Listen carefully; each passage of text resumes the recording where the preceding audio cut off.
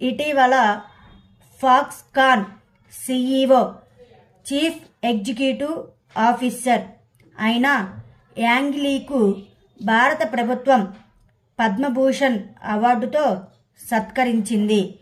అయితే ఇతను ఏ దేశస్థుడు? తైవాన్ దేశస్థుడు. ఇటీవల కెన్నెత్ యూజిన్ స్మిత్ అనే ఖైదీకి నైట్రోజన్ గ్యాస్ ద్వారా అమలు చేశారు. అది ఏ దేశం? అమెరికా. గణతంత్ర దినోత్సవం సందర్భంగా రాష్ట్రపతి ద్రౌపది ముర్ము ఎన్ని గ్యాలంటరీ అవార్డులను ఆమోదించారు? 277 గ్యాలంటరీ అవార్డులను ఆమోదించారు. నైరుతి హిందూ మహాసముద్రంలో సహకారాన్ని పెంపొందించుకోవడానికి భారతదేశం మరియు ఏ దేశం అంగీకరించాయి? ఫ్రాన్స్. ఇటీవల సుప్రీంకోర్టు న్యాయమూర్తి ఎవరు నియమితులయ్యారు? Justice Prasanna B. వరాలే. అంతర్జాతీయ కస్టమ్స్ డే 2024 యొక్క థీమ్ ఏమిటి?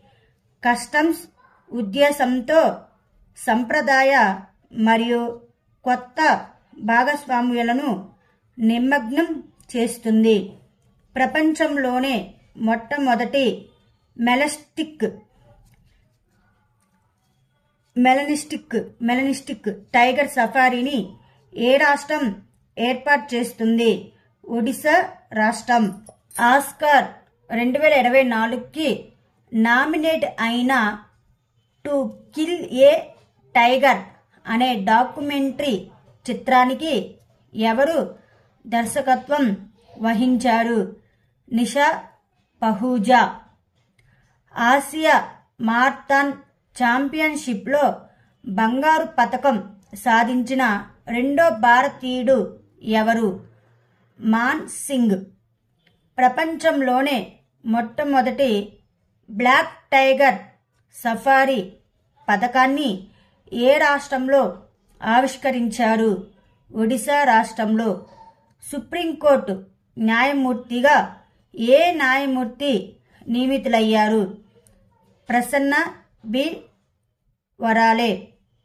రెండవ very low frequency communication transmission station కోసం భారత నావికా దళం ఏ రాష్ట్రాన్ని ఎంపిక చేసింది?